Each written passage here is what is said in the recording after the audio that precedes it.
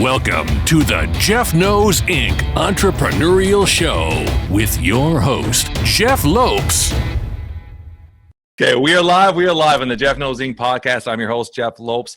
Super excited to have on today author, podcast host, Rob Roseman. How are you, brother? I'm doing well, Jeff. Thanks for having me on. I appreciate it. This is going to be a fun conversation. I met Rob through social media. We have a lot of the common interests. He has a great podcast going on right now called Dad the Best I Can. I always start off our podcast by just getting to know, allowing the audience to get to know what you're currently doing, and we just let the conversation flow and have fun with the conversation. So what are you currently up to? Well, today it's a little quiet because somehow I have 3 kids. I'm a dad to a 8-year-old boy, 6-year-old boy, 3-year-old girl, and they are somehow, by the grace of God, all at school, real school. So I'd say first and foremost, I am a dad, and I'm enjoying this little bit of quiet. I'm an entrepreneur. I run a business called kickstartreading.com with my sister, Lauren. She's a teacher, so we help teach kids how to read with short videos.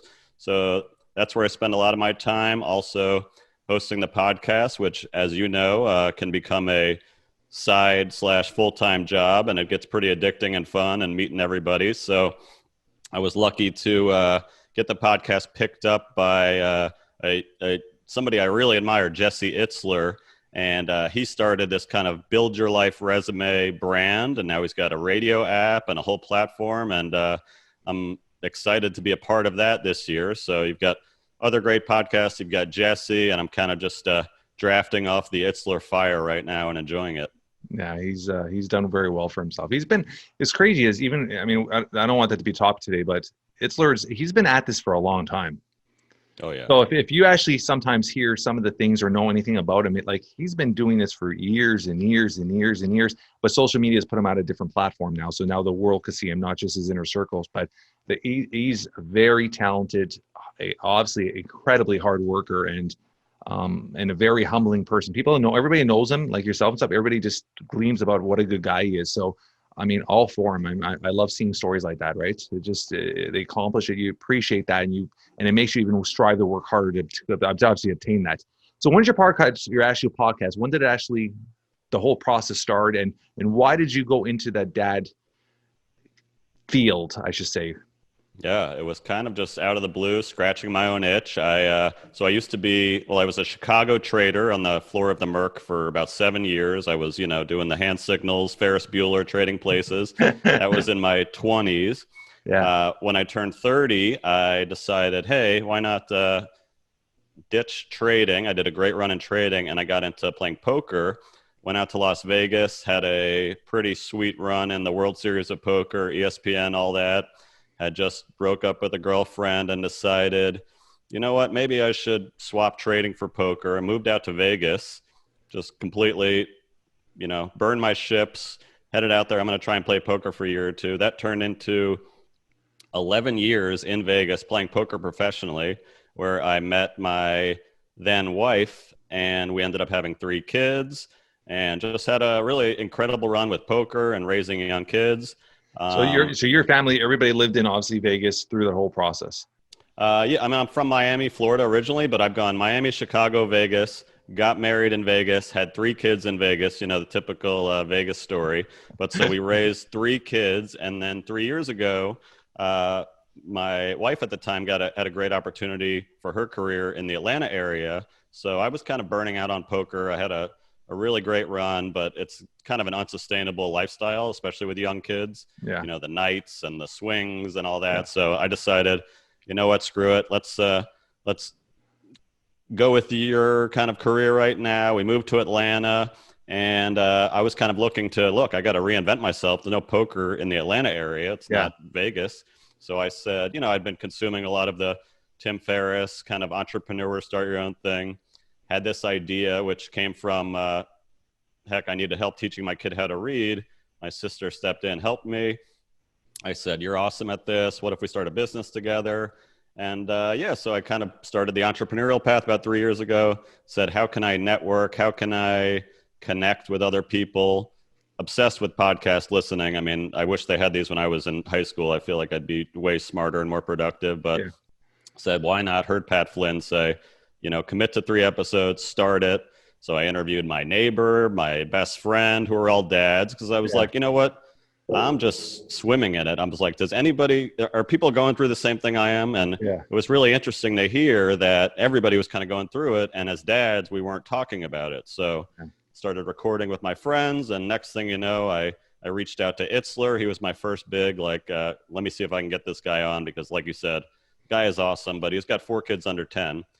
He said yes. All of a sudden I've got, great guests. And I was like, oh crap, now I got to keep this thing humming. 2 years later, I've got, over 100 guests, podcast going, and it's been a ton of fun. Yeah, it's pretty incredible. I think we talked about this off air too the other day. Is 2020 pandemic, people being at home, everybody went to Amazon, bought a mic, and it's just the world of podcasting exploded. And as crazy as when I started my podcast, I was very lucky, just like you. We got in some big people right off the bat, and it just accumulated from there pretty quickly. And I used a lot of my database, my past network, to help build it. But when I did that, every single friend of mine that was entrepreneurs, all within weeks were like, Jeff, can you help me set up a podcast? And it was just constantly. And I was like, yeah, whatever, let's do it. And I ended up setting up 6 other podcasts, like just helping them set them up, giving the things, telling them what website, just giving the basics. Yeah. Out of the 6, 5 officially are done after a few months. And then one's he's doing quite good with it right now. My buddy, Jason Dowse, but the other 5 have all locked the doors, because it is a lot of time. Yeah. With very little reward at the end, unless you have something specific you want to do. We talked about this when I went in. I had 2 purposes: 1, brand myself; 2, network. So I'm devoted to that, and I'm building my purpose from there, right? I mean, actually getting something out of it. But a lot of people think they're going to turn around and make money, or they're going to get hundreds and thousands of downloads right off the bat. It's not like that, is it? Oh, absolutely not. I mean, you see Joe Rogan, you're like, I can do this, and very difficult. $100 million deal. I've picked up a couple sponsors, which has been actually I think it's a great practice ground for talking to people, for reaching out, all these things that are harder to do over email. And you can get somebody on a podcast, and especially for the kind of topic I'm talking about, and you are too, when you talk about them being a dad. I've got a CEO of a 7-figure company that's talking about his teenage daughter, won't talk to him. He loves to be able to express this side of himself. Yeah, makes him more relatable. All of a sudden I want to look into him, his company, and you're giving somebody this little almost digital legacy that lasts forever. And it can be look, when I was 44 years old and I had 3 young kids, losing my mind a little bit, this is what I sounded like. And I think that's the coolest thing for maybe their kids in 20 years to look back when they're having kids, and they can be like, all right, this is what my dad looked like when I had kids. All right, good to know. Yeah, it's funny that you're saying that, because that's something I'm very passionate about, is printing photos still. And this is something that I preach to everybody I talk to. I'm like, print photos. And a lot of people are like, oh, I got them on my phone. I got them on the cloud. There's nothing like the texture, the smell, to actually sit down. And every time we go on a vacation, anytime we do something special, we take pictures, we develop them. My wife's very anal with making little albums. And it doesn't pass every couple of weeks, I'll see my kids on a Sunday afternoon going through these old albums, sitting on the floor laughing. Those memories are so precious. And these photos, these albums, knock on wood, they're preserved. They're going to be generations after generations, which is pretty much what you said. I never thought about it as podcasts, because everything we're saying is going to be on there forever. So people could come back and listen to us different generations and stuff like that. So I appreciate that. I never actually thought about that in that regards. Let's get back into your poker world. Were you playing poker just for fun prior? For you to move to Vegas and take it to a full-time career, that's a big switch. And that time it was very competitive. I don't know, I'm sure it's slowed down a bit now, but there was a peak when everywhere you put on TV, everywhere you turn, it was just poker. Every sponsor for every sporting event that would allow it was poker. It was massive for a bit. What snapped in your head hey, I'm gonna give this a run, and how successful were you? And give us little stories about little things that happened in there. I want to hear that part of the poker asset. Yeah, absolutely. It's always fun, especially now that I'm out of Vegas and I'm in Georgia, and people are like, what? You played poker professionally, on TV? And it's fascinating, So yeah, I played high school with my buddies, baseball, all these fun Kings and Little Ones games that we all play. I got into trading, which is, there is a lot of similarity. The irony is trading is a lot more of a gambling kind of volatile lifestyle than poker in a lot of ways. A lot of people 100%. Are you're giving up trading to go play poker? That's crazy. I'm like, well, actually this trading, when I can touch a button and buy or sell like $1 million, that's absolutely terrifying. But yeah, I had played online a little. I used to, in Chicago, I'd go to the boats, which were, these kind of degen spots in Gary, Indiana. And I was okay at it. But again, like a lot of things, like you're saying, these were the really the glory days. This was the Chris Moneymaker time. Yeah. And nobody was really that great in a lot of ways because there wasn't as much, even the internet was relatively new. So like your edge is, I'm probably a much better player today than I've ever been. But the difference is the skill gap was a lot wider then. So I would qualify for the World Series of Poker on like Party Poker, which was huge in the early 2000s. Yeah. I'd go out to Vegas sometimes, play a little bit, and, it's a little scary, but in 2006, I went out for the main event. I had qualified on Party Poker and just had this like 8-day run where I ended up 23rd out of 8,800 people. And I was just like, you get the itch, and I was turning 30 and I was like, man, how cool would it be? And this was, '06 was probably like the top of the roller coaster in poker, like ESPN on every day. Yeah.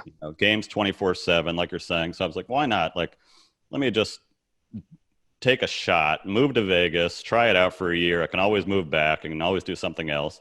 And, I learned quickly that like the tournaments that I was playing, which a lot of people you see that's where the glory is. You get the trophy, you get the $1 million Happy Gilmore check or whatever. Yeah. Those are very difficult to consistently win at. But what I started to learn is I could play cash games, which is just like I'd go to the Bellagio or the Wynn at 8:00 at night, sit down with my $1,000 or whatever, and I could run that up to $3,000, or I could lose, a lot of times. Yeah. And when you consistently do that, if you're constantly working on your game and getting better, you could put together, a pretty nice career, lifestyle, all these things, as long as you avoid the million pitfalls of Vegas, which are all around you: the lights, the craps table, the sports, the girls. So that is what gets most people. Fortunately, I was, in my early 30s. I had just, got engaged at the time, was having kids, so I didn't really have that urge.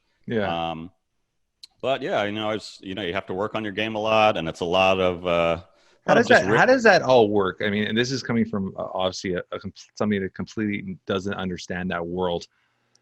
You go to a casino on a regular basis, and you're constantly winning every night. Isn't that a red flag to say, "Hey, get the hell out of here"? Is that in the movies, or that really happens if you're steadily? Couple things, Jeff. When I would play poker, I would win every year, but session to session, I probably won about 55% of the time, which means 4 out of 6 times I'm going home a loser. And it's just like over time, hopefully you lost 500, but you made 1,000. So overall, your graph would go up, but it was plenty of pitfalls. The other thing about that is poker is really the only game in the casino where you're playing against other people and not against the house. So if you go sit down at a blackjack table and you're a shark and you know how to count cards, they're going to kick you out immediately. They know that you're winning. Yeah. At poker, they're just taking like $5 every hand. They're doing really well. They don't care if you win or lose. So it's a steady income for them. So it's just a pass through. Well, and actually poker for casinos, they're getting you in. They want you in there because they know you're going to walk outside and go bet on the Super Bowl. They're going to know you're going to go play blackjack. So it's almost just like a loss leader for them to get you in the door. And then you've got a lot of, my best days where I'm playing with guys way smarter and richer than me that are coming there to have a good time. They want to butt heads. They want to play Phil Ivey for, $10,000 in a game. And I can sit at the other side of the table and, pick off a couple here and there. But And the other interesting thing is you see a lot of young kind of like shark type players, the big headphones, the sunglasses. And it's actually the wrong way, I think, to go about it, because in poker, your customer is your opponent in a lot of ways. So the best players I ever played with, you would not even know necessarily if they're good or not. They could be drinking, they could be losing money, because it's their job to A, make you have a good time, entertain you, and B, to kind of like undersell themselves. I think it's a mistake, and I see this a lot in, business and everything. the people that talk the most, that tell you about their cars. I mean, I'd sit at a table and listen to a guy tell me how many houses he has. Like, I know that guy was full of crap or not somebody I had to worry about. It's the guy that's quietly sitting there having a good conversation and winning. Yeah. In my mind, I'm like, that's the guy I should keep my eye on. That's a dangerous one. So it's an interesting thing. Like the confident humility, I think, is a great skill to have. And it's, in a highly intense competitive world like that, it's kind of rare. But I think the best players I saw, you wouldn't necessarily, I mean, they show up every day and they win the money. The dealers would probably know. And that would be a thing. I'd be like, hey, Rob, how's it going? I'd be like, shh, you don't need to tell Jeff Bezos over there that I'm here every day, right? So, Jeff Bezos. So when you were at this, did you ever, and this is I'm throwing this out of left field here, did you ever feel addicted to it? Addicted to that high, addicted to the win? Was there, because you always hear that, right? And I'm going to ask you why, because my dad was blue collar, worked at Ford Motors, factory job, 2 weeks day, 2 weeks night, did extremely well for himself financially because of that. We're back, this is going on 35 years ago, being paid like 30 something bucks an hour. But there were guys there, they were single, and they would get their check, they would cash their check in, and they would go play cards. And some of them they would go home with no check. And it was this constant, always, they would win once, and it's constant chase for that excitement again. Yeah. Did you ever feel that?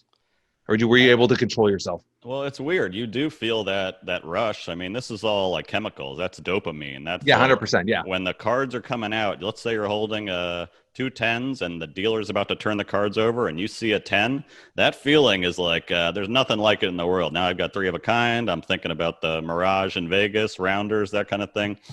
So, I mean, it's weird because was I addicted? I don't think so, but it was also my job, and my job was to make money. Had I been losing every day and kept playing, then it would be maybe considered addictive. When I was trading, which was even a much higher stress, more volatile lifestyle, it's weird. Are you addicted to something if you're overall winning and doing well with it? I don't know. It's a good question, because I would see people in there that were clearly addicted. A lot of times they were, they couldn't leave. They'd be there for 14 hours and they're losing. Yeah. It's like and it's a weird thing too. You always hear those stories, people going to casinos and hitting the slots and wearing like diapers and stuff. They don't want to get off that slot once it starts running and stuff. You hear those stories, which is just crazy, right? Yeah. I mean, there's addiction in everything. You could be addicted to Instagram. I feel this every day. I'm like, why can't I get off this thing? It's because it's giving you this chemical hit. Yeah. So with poker, I did feel it sometimes, but I also knew, like, I watched guys just flame out. So I knew like where the thresholds were, and I could tell, like, there'd be times where I'd lose a huge hand and I'd want that urge. I got to get my money back. I'm going to be at you're going to the ATM. It's usually a bad sign, Jeff. Yeah. But a lot of times like that, I'd go take a walk and be like, you know what? I gotta go home. And so so you had the mental presence in the mind to usually on your best days. But again, it's like, that is your edge in poker, is you're playing with people that maybe don't have that discipline. Yeah. But it's tough, and I think it's why they say it's a really hard way to make it easy living. I think that's a good way to put it. So when you moved to, you said Atlanta, Georgia, right? Yeah. You're now obviously not married anymore. You're separated from your wife.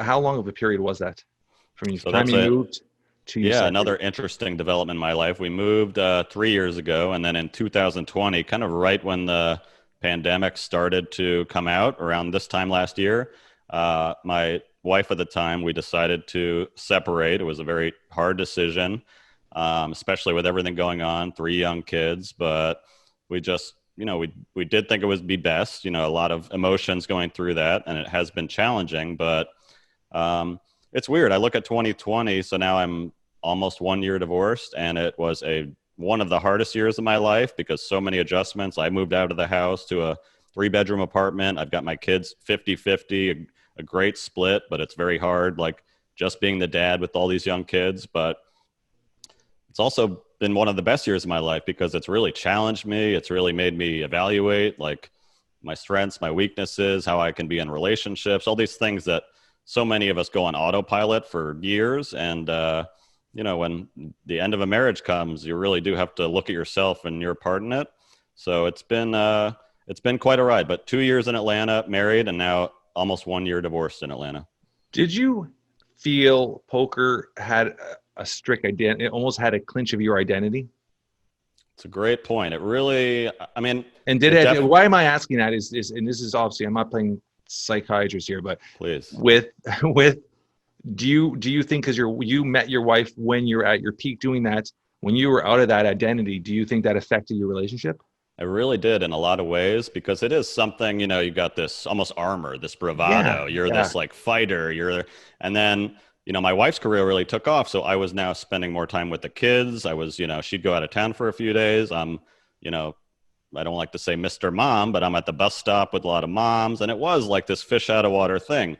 Everybody would tell me, you're doing an amazing thing, what you're doing for your kids, you are spending this time with them. But like, it does get in your head, because you're just like used to this, you know, as guys, we just have this kind of, you know, masculine energy where, you know, and in poker, I could get a lot of that out. Yeah. So I don't think it was the cause by any means, but I think maybe it exposed like some of our issues in our marriage that, you know, you can't rely on just this guy makes a lot of money or he's gone, you know, 10 hours of the day, those kind of things. So, but that's a great point. It really, you do identify, and I'm sure you do in a lot of ways with your business too. And when you get rid of that identity, which we all have to do sometimes, I'm on my third life reinvention at this point, post-college. It's scary, kind of like murky waters for a bit. And why I brought that up is because I had this really incredible conversation with a post-athlete, and that actually helps athletes transition out of sport from college. Because you know how it is. I mean, if you get to college and you become a decent player in college, you're the star in college. But reality is the chance of turning pro or micro. Mm-hmm.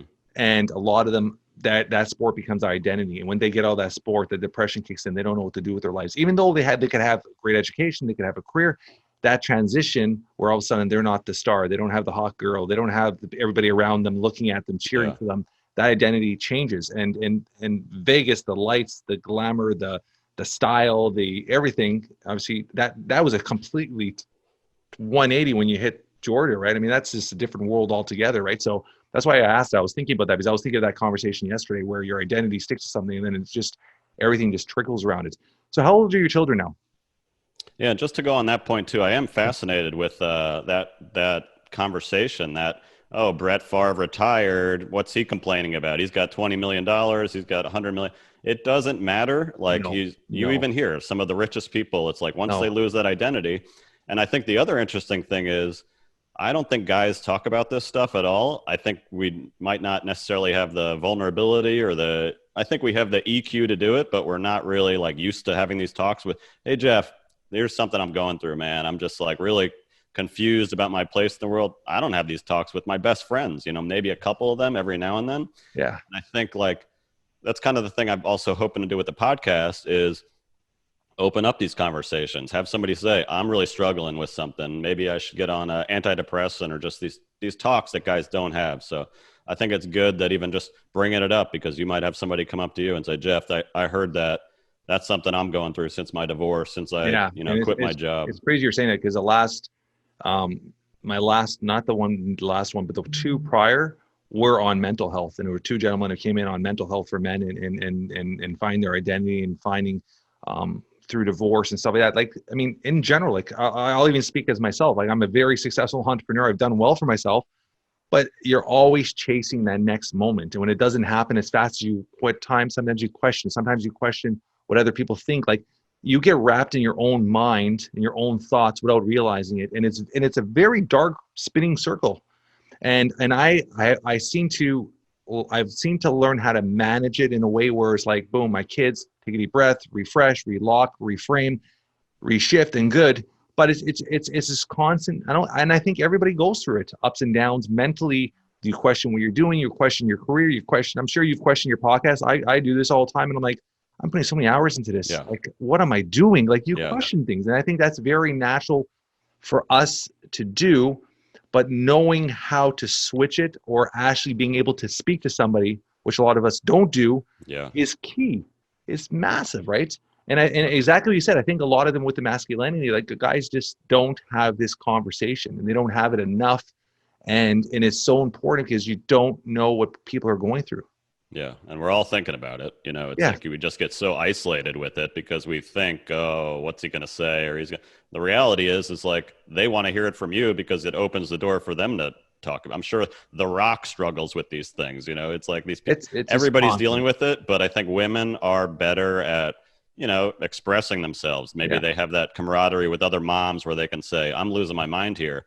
Dads are, especially, we're taking on more than ever. Yeah. I'm losing my mind every day, Jeff. Like, I'm sure you are too in some levels. So I think like being able to even express that to somebody else and somebody say, oh, I'm going through that too. That just, even that like 5-second dialogue, I think is really helpful for guys. Yeah. And I think everybody, it's funny you said that about even like somebody like a high level celebrity, like everybody has their own moments, and everybody, you look at a high level celebrity and you're like, they're on top of the world. What do they have to complain about? But then they can't go to a mall. They can't go to a store without being bothered. They can't go anywhere and just being harassed. So there's different levels of being in an isolated spot. When you're at a level and you have to be isolated, you're away from the world. So there's different factors of how people react and rewind to things. And I agree with you, is you get so caught up in your schedule. And I think that is why it's important. I try to do it. I do a few things, and I want to hear what you do. But when it comes to my kids, every 8 weeks, I pick one of them and I'll actually spend a day with them. And that's almost my time. We just spend the whole day together. I'll take my daughter and like, you're out of school today and we're going to go do your nails, have lunch, just build memories, but just get away from it. And it's like me talking to her is just almost like it's my therapy. And the same with my son. And then something I do too is I actually block out, I want to call it relaxing time. I call it like the almost zone out time. When I zone out time is I'll actually block out and I'll watch a rerun like Rocky 4. I've watched it over 30 times. I'll watch it because you don't have to think about what is happening in the movie. I'll have a meal. I'll just watch the movie. Your mind's just going. And that's my okay, F the world, turn off my phone. And for 2 hours, hour and a half, I'm just going to refresh and just watch something, enjoy something I like. And I try to actually block those in on a regular basis because I'm up at 4:30 every morning. I'm go all day. Like I run 2 companies. I got the podcast. I'm running the father thing. I just got my book today, which is out next week. Like there's always something happening, right? Like next week, our kids are officially back to school. So daddy's got to drive them to school now. Like my wife is at work early, so I'm the responsible one, has to drive them. Like you're always taking on more and more and more. So you need to have those blocks, those moments where you just like, okay, just everything slow down for a sec. What do you do to have those moments just to slow down and just let me reset? Yeah, I mean, I'm always, you know, you never think you're doing it, but I've really had to get intentional about it. The big thing for me that I'm doing, especially when I have the kids, you know, which is they're getting up at 6 a.m. They're not going to bed till 9, especially on a weekend. It's just me. It is like running a marathon, and I've never run a marathon, but biggest tip maybe that's what you have to start training for. Maybe I'll just go run a marathon and be like, you guys figure it out. I'll see you in 4 hours. My number one tip that I give people, so you always hear about meditation and you should meditate. And it's like kind of, even I've done the eye roll thing, or I can't do it. My mind doesn't stop. I've tried it. I've tried every app. I've tried Headspace, Calm. They're all definitely helpful. I paid for the Transcendental Meditation course, like $1,100. Actually, my ex got it for both of us as gifts a few years ago. And even that, I was like, you know, rolling my eyes. I'm like, what did I just pay for? This is ridiculous. But, you know, you hear all these celebrities, everybody does it. That said, I think paying the money, and I think you find this in a lot of things, does kind of give you some skin in the game, makes you accountable. Look, I paid for it. So my number one thing, I did it before this podcast, I'll probably do it again once today, is so in TM, they call it, it's pretty much 20 minutes. You sit there and you don't, you know, your mind races, you do whatever. You do have a mantra that you sit through, but a lot of that I think is challenging for people, and even people probably listening are like, whatever, I'm zoning out. The number one thing, the only way I even get through the day today is I take that 20 minutes, I go into my closet because my space is a little more limited and I need to hide from the kids a little bit. The lights are off. I set my phone timer for 20 minutes because that's another thing I figured out is if you try and do it for 5 minutes, your head's going to race. You're going to be done. Like, what was the point of that? So 20 minutes, I put on some white noise, the big thing for me too is being off my phone, because I'm sure we've all looked at that screen time thing on our phone, and God, it's like It's crazy. It's mortifying when I look at it. It could be like 8 hours. I'm like, good Lord. Yeah. So in reality, when I say I don't have time for it, it's BS, you know? Yeah. So 20 minutes off my phone, I'll sit in my closet, set the timer. My head will just race. What am I going to have for dinner? This is annoying me. The kids are doing this. But I sit there and I know I cannot get up for 20 minutes. And 20 minutes seems like a lot. It is. But we waste 20 minutes quite easily. Yeah. Now, about 15 minutes into that 20 minutes, my mind does start to finally just get exhausted and calm down.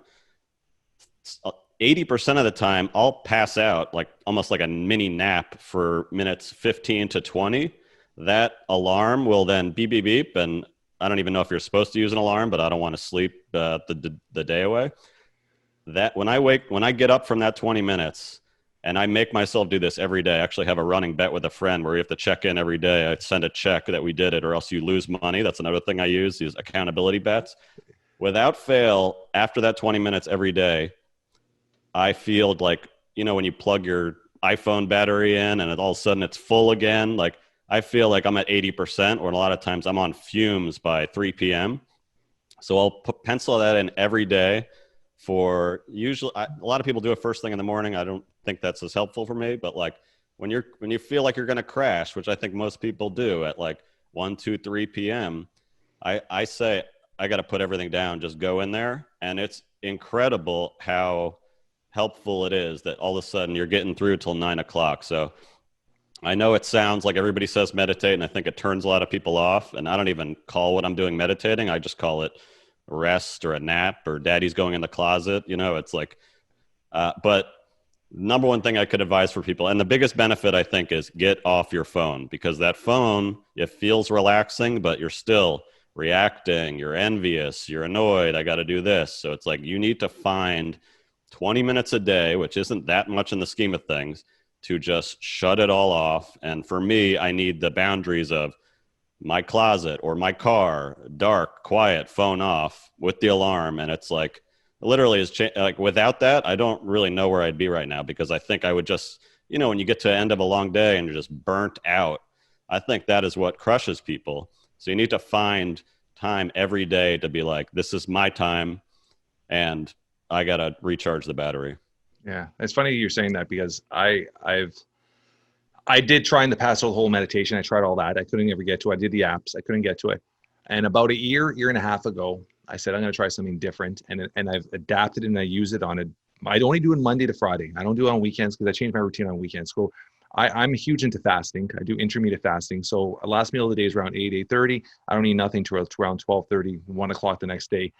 So when I wake up, I'm up at 4:30, and it's not because I want to be up at 4:30. I can't stand getting up at 4:30. I'm still not adapted to it, and I've been doing it for how many years, because I realized if I want to be home from 3 to 7 and block off that time with my family, I need, especially because how busy I am, I need to be able to make those hours up. And I realize first thing in the morning from 4:30 till 9, I pretty much get my whole day done. And then from the rest of the day, it's just my podcast, my meetings, check up on the staff, and boom, I'm good at 3. So I sacrifice myself in the morning to do that.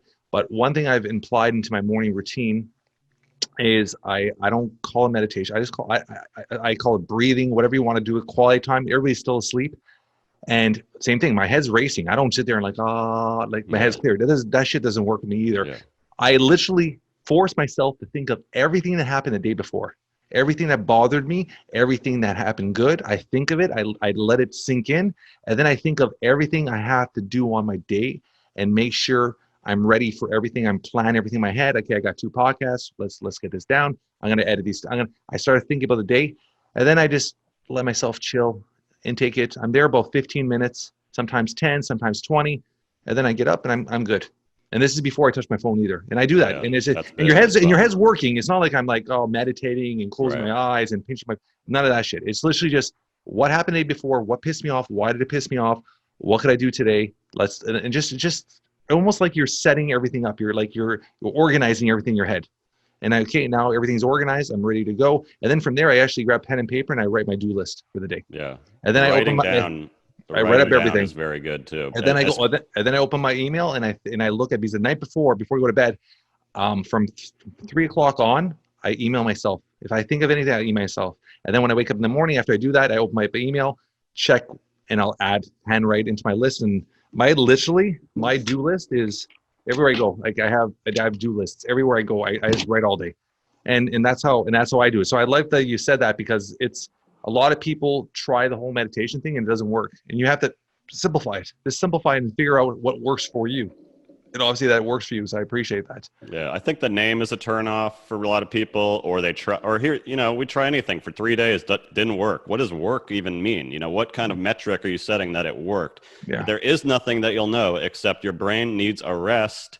And I think the other thing is the writing down is another tip that I use, because those negative thoughts, they just ping around in your head. But if I write down, this asshole said this, and I can't believe this, when you put it on paper, somehow it's like lets the poison out. So you journal. Do you journal at night or in the morning? I try to do once a day, and my journal is like literally chicken scratch, but it is the process of writing it down. And it's a lot of it, like, it's almost literally like, I hope nobody ever looks at it. I don't want it to be like this.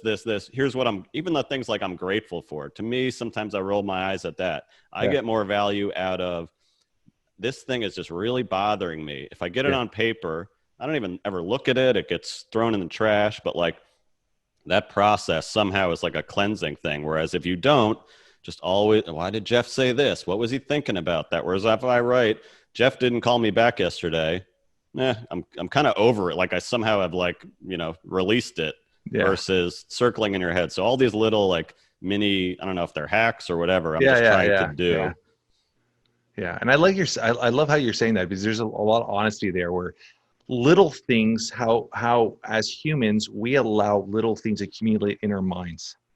Like all of a sudden a friend didn't reach back to you, or you did something for somebody and they didn't react back, or those little things is learning how to master, how to just, whether you have to write them down, whatever, just get them out of your head. Because those are the things that cause the most stress. For sure. And they just add up and add up and add up and add up. So being a dad 50% of the time, which is amazing. I mean, you always hear stories when divorce and obviously the separation and the time between the kids is a struggle. So you have 50% of the time is incredible. So congrats on that. Your children are how old right now?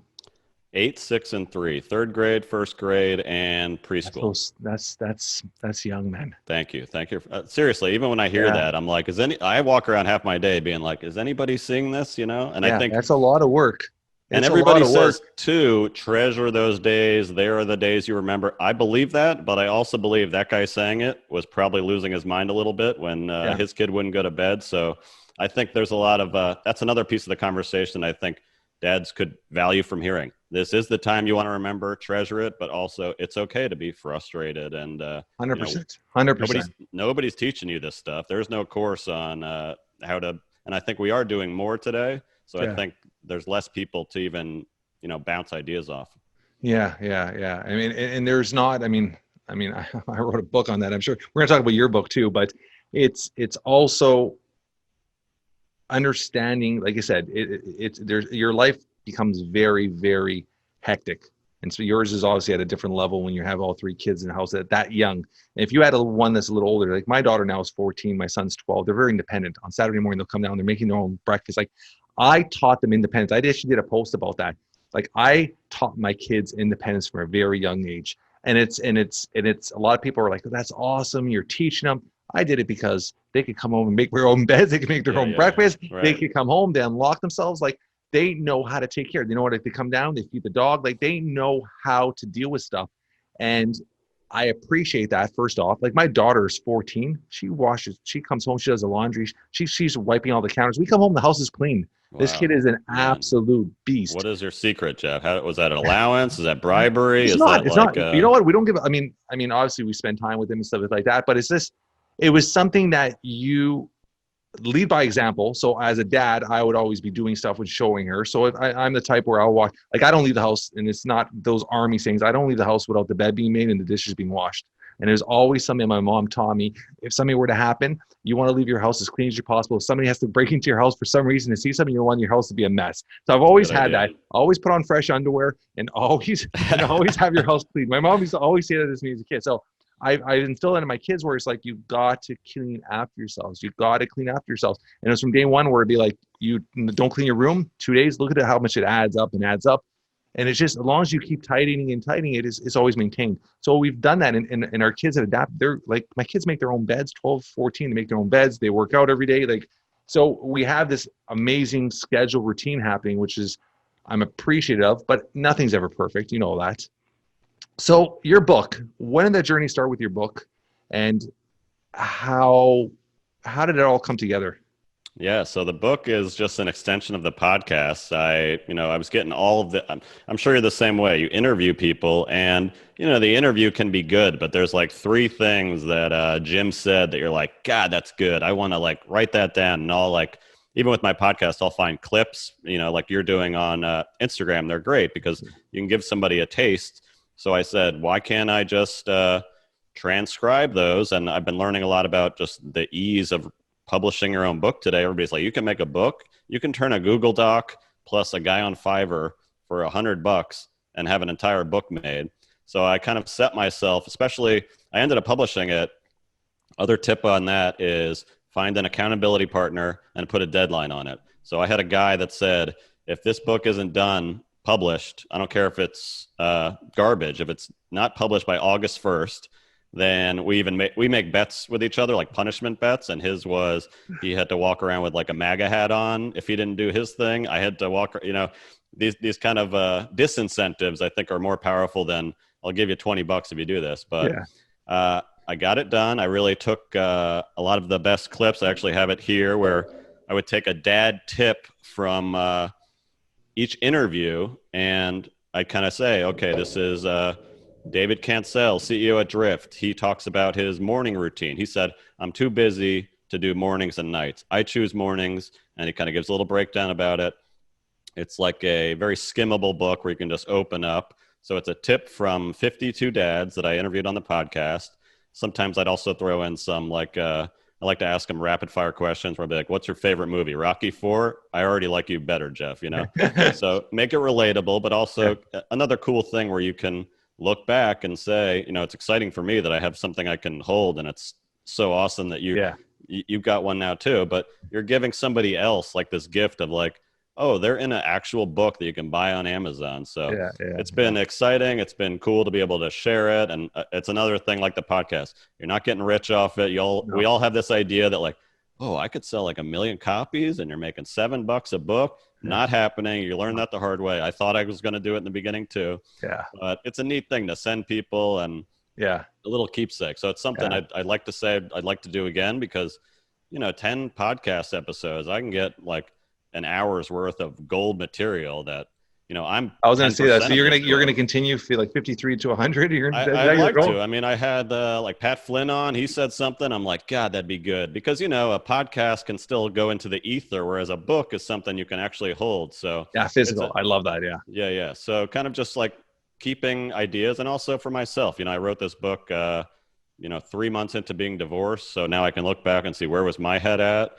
And it's just a nice little snapshot of your life, and try to keep it fun, easy to read. So books on Amazon, any dad that just wants a easy, quick read, you'll definitely learn a few things. You'll laugh at me and my scrambling around. It's good stuff. Yeah, that's very cool. Yeah, and I like how you said especially with your podcast, this would be something you could essentially be coming out with a new book every year, or even every 6 months if you really want to. Yeah, which is pretty cool because you're constantly getting lessons, constantly hearing different mindsets, and it is. So when you reached out to these individuals, did you have any individuals say, "Hey, no, don't put me in the book"? Zero. Maybe cool. One was hesitant, and actually, his quote wasn't like I didn't mind it, but everybody, yes, instantly, like within 5 minutes. I think it's a cool thing, right? Yeah, like you're giving. That's the thing with the podcast and what you're doing is 90% of what you're doing benefits the other person more than you. Hey, Jeff, can I put your name in a book and give you a link? And it's cool for me because what you said was something memorable. You even on our call talked about your kid working out. I'm like, if I can get that down to a 5-sentence thing that might help somebody else, that's awesome for me. And reaching out to people, make it about them, just offer value, and it comes back to you too, because they'll forever associate something good with you because, I was on his podcast, he made a YouTube clip out of me, he shared me on social media, he put me in a book. Sure, I'll have lunch with that guy. Yeah. You're building strong relationships. So I think it's so important, the whole networking. I mean, that's like we talked about, that's a huge part of why I started this whole podcast, I think, to build relationships with people like you and network, and you never know where they go. And you build these strong relationships with people that is like all of a sudden, like I've people from the podcast, I've had two of them turn around and be like, hey, you're from Toronto, Canada. Like, I want to take my business into Canada. Like, you want to be my partner? I'm like, oh, let's hold on. Let's go through this. But Yeah. you'll see how much like weird opportunities, like you with Jesse, like there's opportunities come from nowhere. And it's all just that relationship building, that networking. Don't go into something never expecting it, and just be open-minded, and things happen, right? You connect with people, which is so important, right? And here's the fun part. You have no idea. It always feels like, what the hell am I doing this for? You never know what those things are going to be. And that is, I think, why most people give up and quit, because you're like, I didn't see any results. Or the social media is something I think about a lot, because it's this feedback loop that's vicious, and you got 4 likes on your thing and you're like, why am I even doing this? You really have to. And it's so hard, like, disconnect yourself. And I have to tell myself this today when I put up a post, from the results, the feedback. Like, what are you really trying to do? You're trying to create valuable content for people. If you help one person out, if one person writes you and says, dude, that was really funny, that to me makes my day, versus it would be nice if 10,000 people liked it, but I don't even know, that's in my head anyways. Did we talk about a guest I had on that had this conversation with, Evan Carmichael? No, I'll have to check it out. Yeah, I'm gonna give you two. We're gonna go on for a couple more minutes. I just want to give you a quick little 2-second story, and it's exactly what you said. Is Evan Carmichael, YouTube, 3 million followers. He's the YouTube king. He was on my podcast, and we had a pretty really good conversation. And he actually said something, and I was thinking about something he said when he first started. He was getting maybe 10 views to YouTube video. This is years ago. He's been doing that YouTube thing for like 10 years. Mm-hmm. And when he started, he would get like 10 views, 5 views, like nobody would pay attention. A few years ago, he was doing a IG live, or maybe a year ago to IG live, and somebody requested to come on and to talk to him. So he allowed them in. And this lady came on. She goes, I just want to say something to you. She goes, you have no idea who I am. She was about 8 or 9 years ago. She goes, I had just found out I had cancer. I was going through a really rough divorce, and I wanted to end my life. And I saw your little video, and she goes, I replayed your video over 10, 15 times. And that video altered the way I thought and changed everything. Now I'm self-employed. I'm remarried. Like, she's told all these things. And he was just like, he didn't know how to react. It was almost like it was like a paid commercial or something. You could tell it was legit. And the whole idea is you never know who you're helping or who you're reacting. I was talking about father and health and mental. That one conversation could change one person. If you've done that for one person, who gives a shit about 10,000 likes? That one person it has so much more meaning than everything else we're looking for, right? So I love what you said, that even if just that one person is gonna, if we could touch and alter, everything we do is worth it, right? Yes, but Jeff, hard to do. Easy to tell people, hard 100%, to do. When 100%. You put all that time into social media and the thing goes nowhere, that feeling is like, makes you, what the hell am I doing this for? But I'm 1,000% on your side. You have to remind yourself that one person, and you don't even necessarily ever hear from that woman. But when you hear those stories, it gives you a glimpse in a reality to it, right?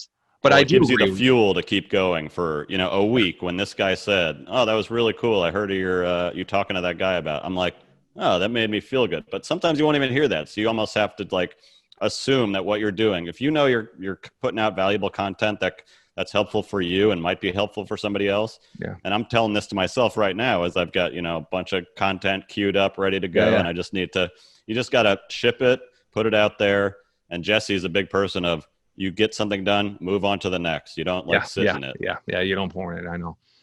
This has been, we could have went on probably for another hour. I'm excited to be on your podcast, and I'm sure you're going to be back on mine again. And hopefully you'll get pen and paper and start writing your second book. That was your inspiration for today. Add more to your list. You're gonna make it in there. Well, it's that deadline, and now I can get some good guests ready. So I'm gonna start a bid. I'm gonna have a bid with you soon. Like, when are you getting your next book going? Let's go.